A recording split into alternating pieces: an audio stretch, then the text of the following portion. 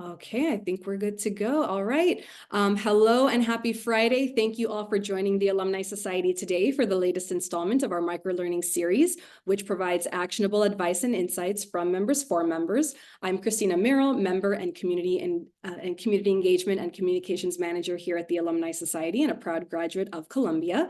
Today, I'm happy to welcome member Rodrigo De Moraes. Rodrigo is a senior account executive at Google. Rodrigo, thank you so much for joining us today. Thanks so much for having me. Excited for today. It's great to have you here. Time permitting, we will open the floor for questions from the audience. If you have a question for Rodrigo, feel free to go ahead and drop it in the chat and we'll try and get to it. But for now, let's dive right in. So Rodrigo, tell us a little bit about yourself. Yeah, so first of all, hello everybody. Very excited to be here. Excited for today's conversation because I feel that the synergy that we had before, Christina, has been like so great, especially talking about new topics and something that is top of mind for everybody, taking risks. So my name is Rodrigo de Moraes, born and raised in Rio de Janeiro, Brazil. My father is Brazilian, my mother is Chilean. So I grew up speaking Spanish, but I didn't know it was Spanish. I thought it was Portuguese, believe it or not. And I came to the United States when I was at the age of 15 to 16 and been here since. I graduated from UC Berkeley. I started in the tech world at Oracle and made my way all the way in the Silicon Valley to LinkedIn, one startup working in advertising, and today I'm at Google as a senior account executive. Fantastic. So yeah, so today, tell us a little bit more about what you do today at Google. Yeah, my job, honestly, is to grow companies. And I think about it as in growing those mid-sized enterprise companies so that it can have more jobs in the economy as well. And my specific role as a senior account executive is to develop strategies with C-levels and VPs of marketing, meaning that if my client is interested to go into a brand new market and they need to advertise, I'm responsible to come up with a strategy and partner with them, also bring them the best of Google in terms of the Google magic, all the different teams that we have, so that we're able to get them to those new markets and help them to continue to grow on a quarter-over-quarter, year-over-year basis. So I'm lucky. I feel lucky to be here because I work with very intelligent, very incredible folks. And I also am able to like bring creativity to this marketing strategies that we have in place. Excellent. Sounds like a great time to be in your role. And tell us a little bit. Let's go dive a little bit into your your career journey before Google. So what was your first job out of college? Yes. So believe it or not, my first job out of college was at Oracle, but I also worked as a spin instructor as a side gig. And the reason why I did a side gig with as a spin instructor is because my godmother's sister, also my aunt, she was the first woman to bring spinning to Brazil. And that stayed in the family. It was my big passion. But my uncle told me, so my story is I moved to the US to live with my uncle and his partner.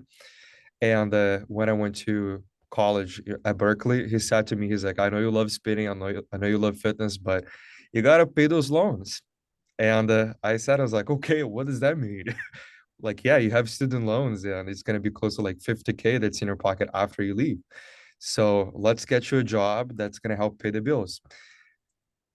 Well, I think we all kind of believe this that, yeah, we got to pay the bills and also follow our passions. And throughout my whole career, I saw it as that. And my job at Oracle was to cold call executives and ask if they're interested in finding out about like customer success platforms. So Eloqua, any other like CX and also ERP products that Google had to sell. I had no clue what that was like. And I graduated with 2 degrees, one Portuguese and Spanish literature, and the second one in political economy. Nothing to do with ERP or like customer success platforms. So you got to hustle. And I had to learn like what the products had to offer and how how I needed to learn how to speak as an executive as well, because cold calling someone out of the blue who have no clue who Rodrigo was, they just knew that Oracle, huge company, existed. Like there had something to do with a way of like talking with them and selling to them, especially. Fantastic. And all of that communication must have paid off, because from there you made a very desirable switch to LinkedIn. You worked at LinkedIn for a bit. Can you tell us a little bit about your time at LinkedIn and what you did while you were there? Yeah, so similar job. So like cold calling other executives, working with them in selling LinkedIn Sales Navigator, which all of us, I mean, majority of us in tech or like folks that want to switch to tech kind of see this like, okay, I have to learn this like brand new skill, which would be like talking about a different platform to different types of people. And being very vulnerable here, like LinkedIn did not work out for me because throughout this time that I was there, I was cold calling, I was in sales. It was at that time, the Rodrigo back then did not have enough confidence to come up and talk to those executives like I do today. So throughout my time at LinkedIn, I ended up not hitting a couple sales goals on a quarterly basis. So second quarter there, I missed my target. Third quarter, missed my target. Fourth quarter, missed again and left the company. So this is when it was a moment that I had to understand, number one, the job did not define me, but I needed to pivot. And this is when I decided to take a step back. I went back home. I went back to Brazil because I was in the United States. I was in San Francisco living by myself, no family around. I had a couple of Brazilian friends, and one of them said to me, "Is like, go back to where you started. Like, ground yourself, find your why, and when you come back to the US, hustle, and it's go time." So that's what I did. I spent 3 months in Brazil. When I came back to San Francisco, because I still had my apartment there. Today I live in Los Angeles, but like SF tech world, like I had to be in the middle of it. I decided to get two jobs, two full-time jobs.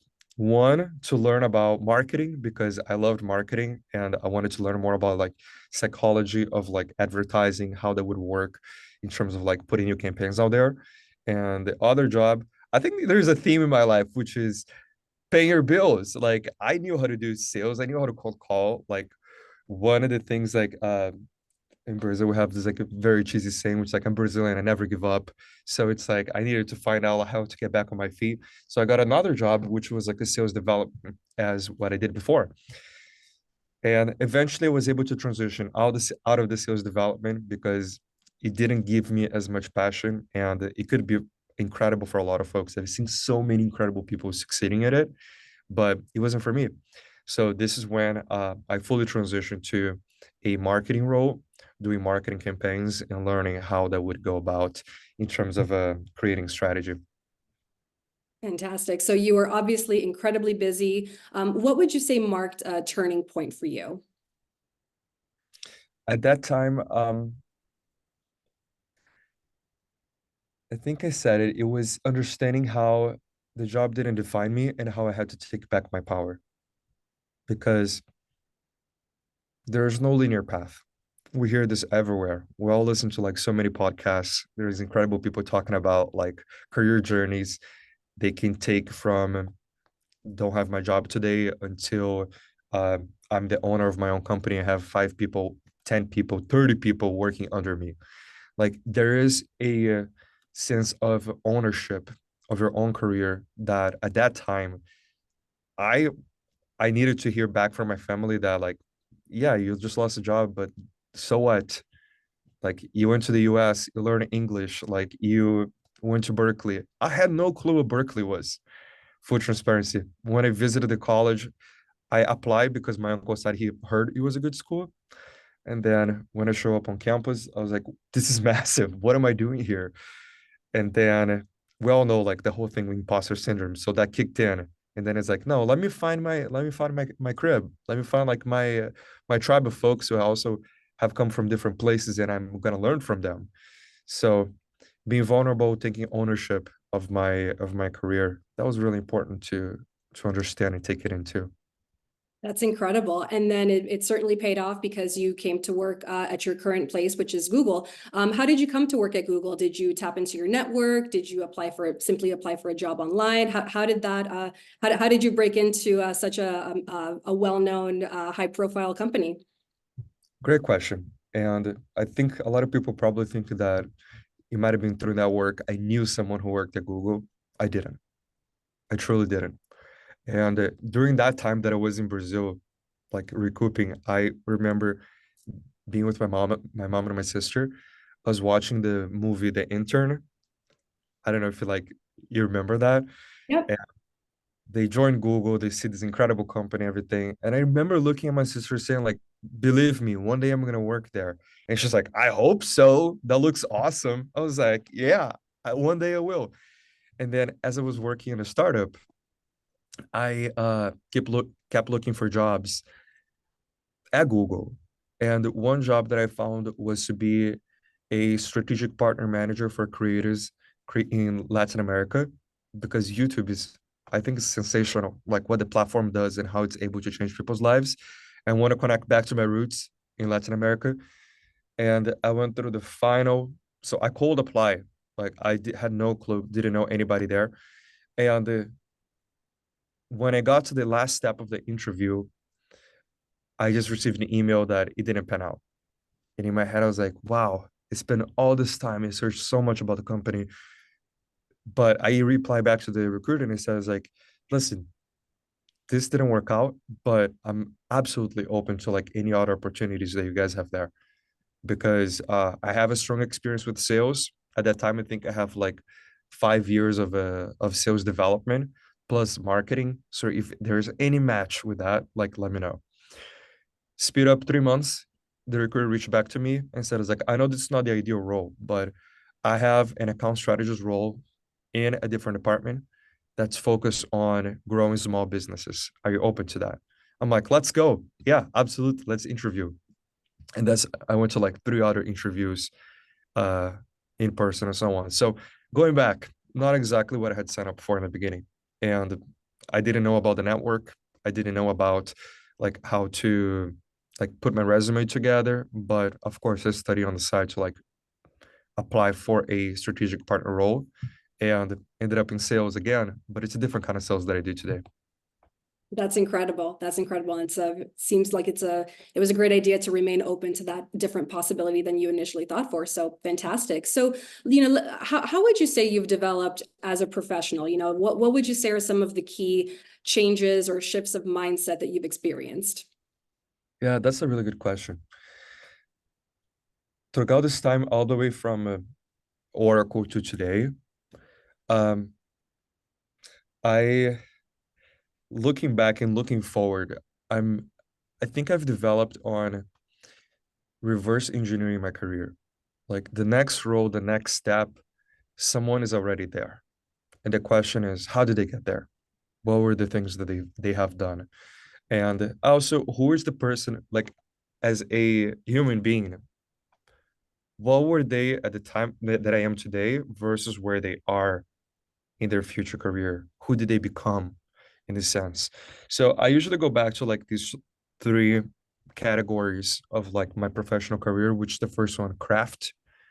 What do I have to do today, as in my job that I have right now, or a certificate that I need to learn, or a different skill?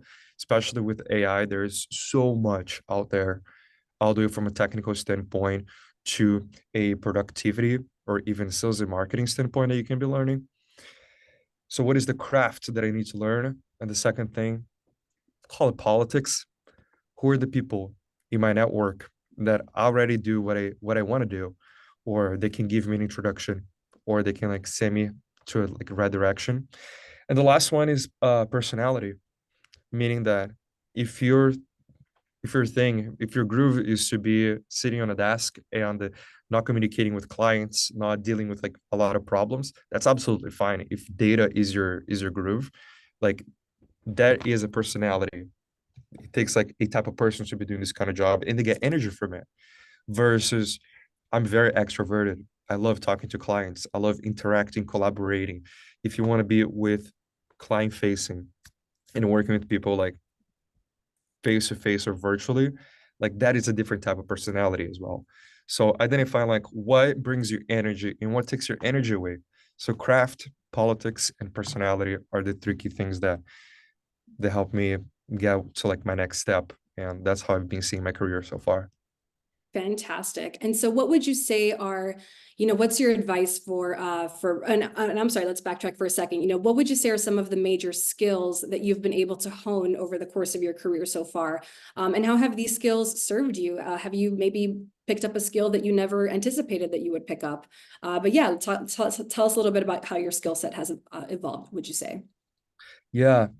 Um, Putting in really simple terms, I think the thing that LinkedIn taught me the most was when there was one account executive that came up to me. She's like, "Hey, listen, I know you're smart, but you just got to learn how to talk like a boss."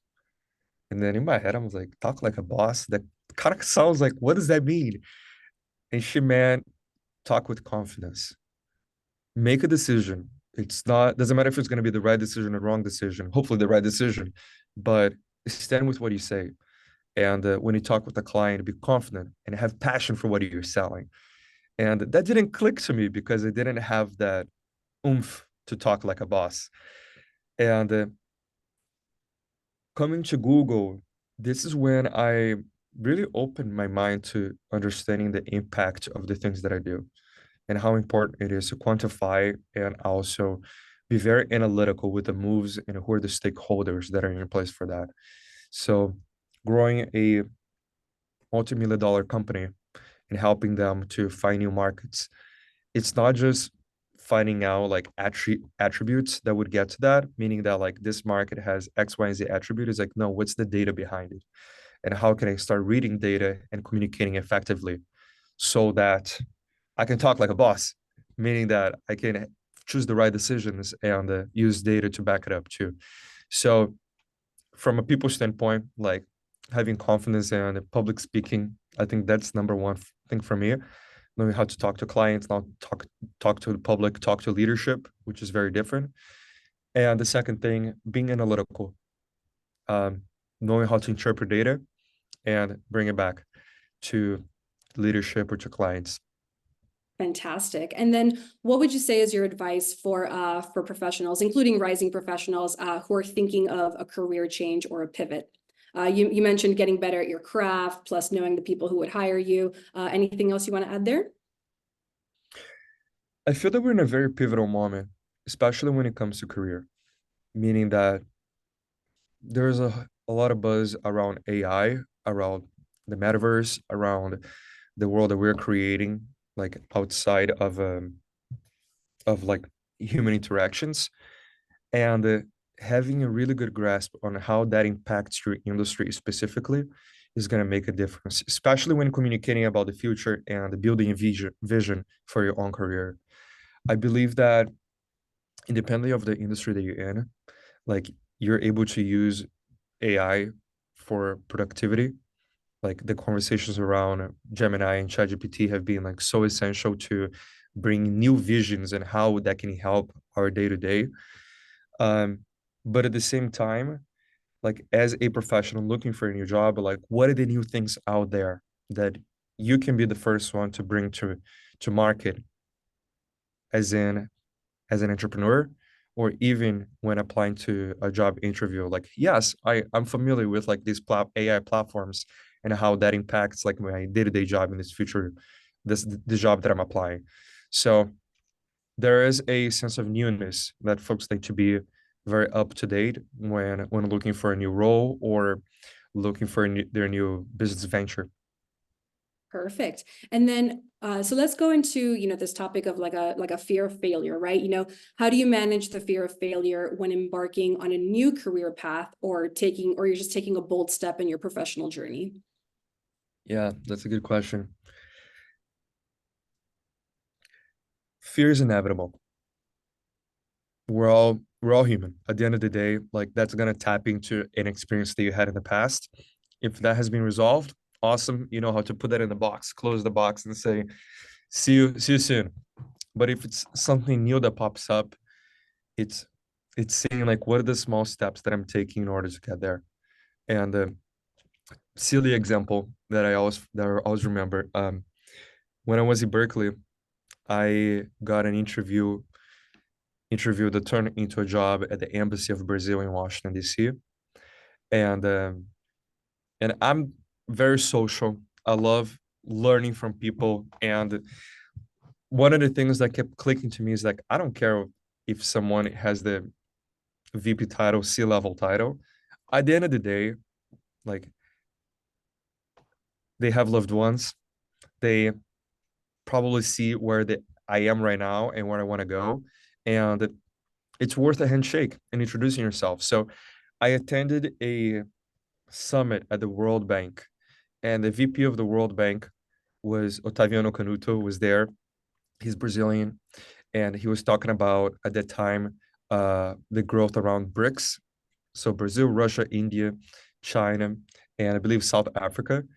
And that fascinated me. So at the end of his talk, I went up to him and I said, like, hi, nice to meet you. I'm Rodrigo from UC Berkeley. I'm interning in the Embassy of Brazil.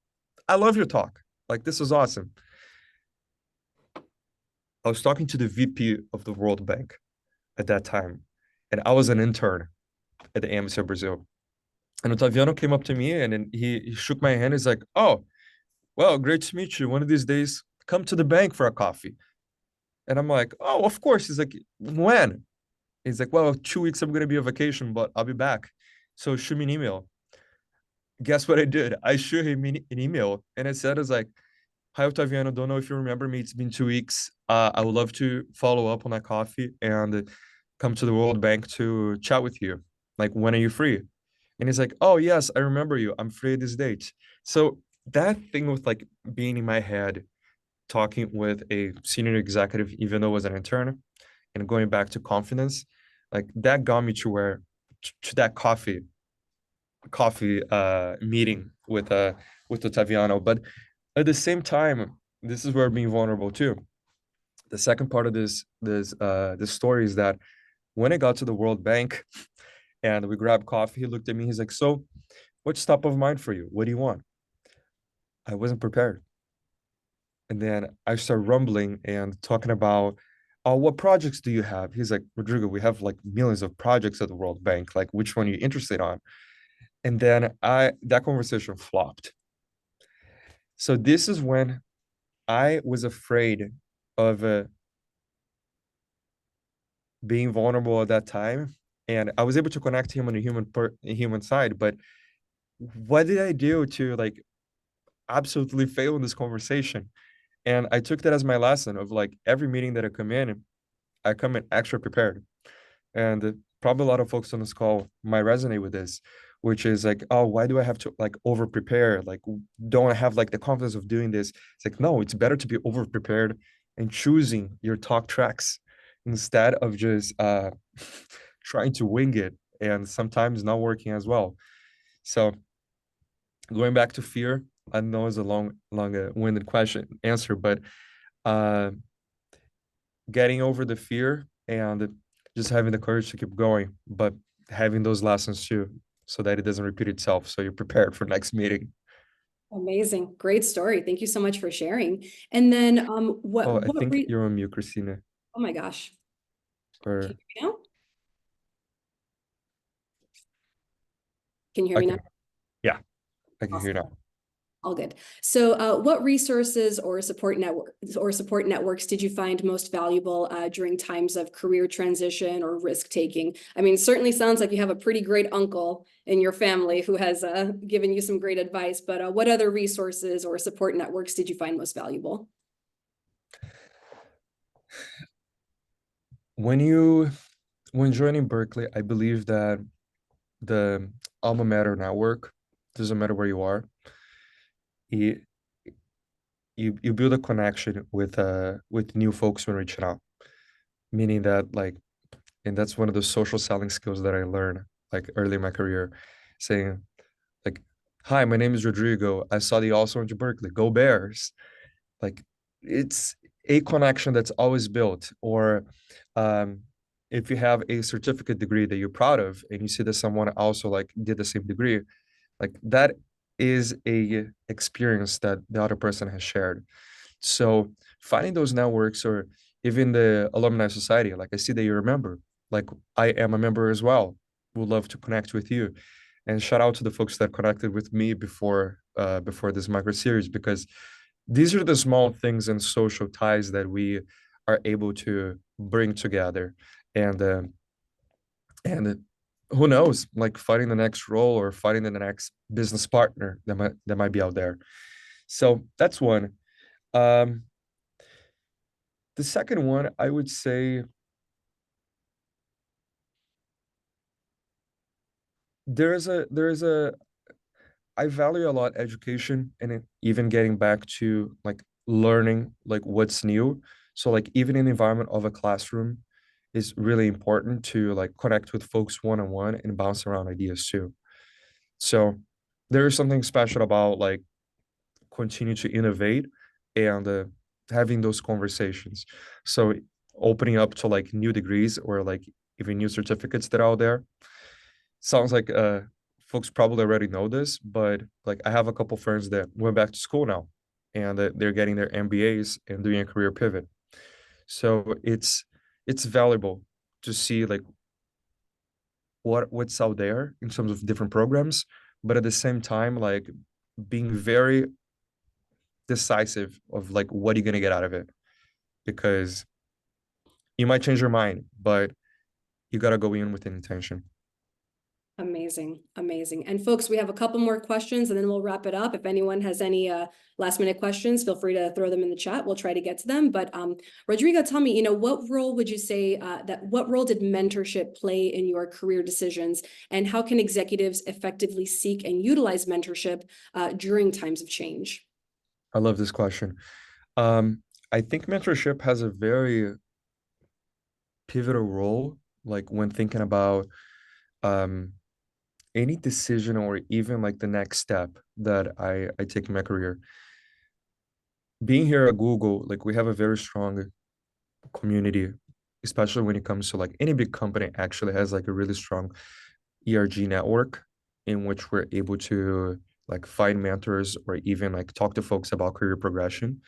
But even beyond that, I feel that when you see someone who's doing something that you admire and you would like to do or want to talk to them on how to get there, I have a couple different mentors inside of Google and outside of Google. And I believe that they bring different values to my life. And I also contribute to their life as well with like different ideas and progression or even introductions that's out there. So mentorship and having a board of directors, personal board of directors that's going to be essential for you to go to, especially when you feel that you're in a moment of a transition or pivot. So um, I would say that's absolutely valuable. And when it comes to like risk taking, it's important to be humble to know that there are so many folks out there who have done what you want to do, and going to them and asking for an advice independently of the level that you are might save you some headaches, number one. And two, it might bring a different perspective that you haven't thought about it yet. So like being humble about like how you can go on risk taking with the minimal amount of risk and more taking in this scenario. Incredible. And actually, we have a question from Luis.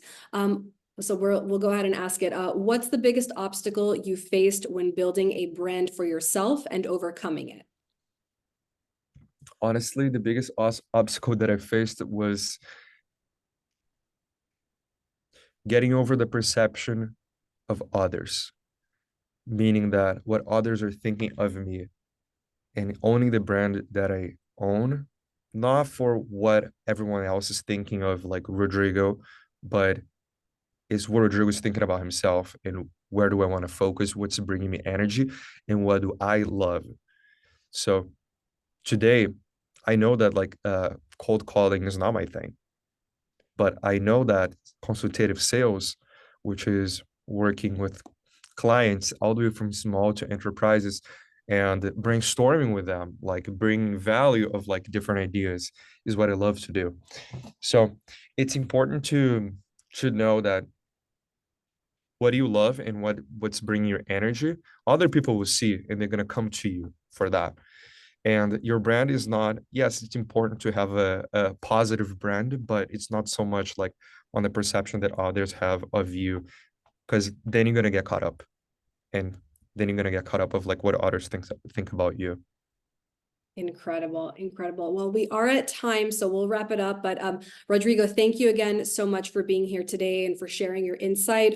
You really have you have such an interesting story to tell. Your career has taken has taken you on such an incredible journey. So thank you for being vulnerable, for sharing those stories, and just being so open with everything. So how can members get in touch with you?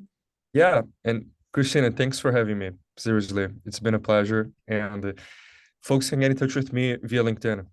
Shoot me a message, and I'd be more than happy to connect. We can do like a virtual chat and bounce a couple ideas. Fantastic. Thank you so much. So to our audience, thanks so much for joining us today. If you're interested in sharing your knowledge and insights in an upcoming microlearning series webinar, email us at members@thealumnisociety.com with your idea. Rodrigo, thank you again so much. And everyone, have a great rest of your day and a great weekend. Take care.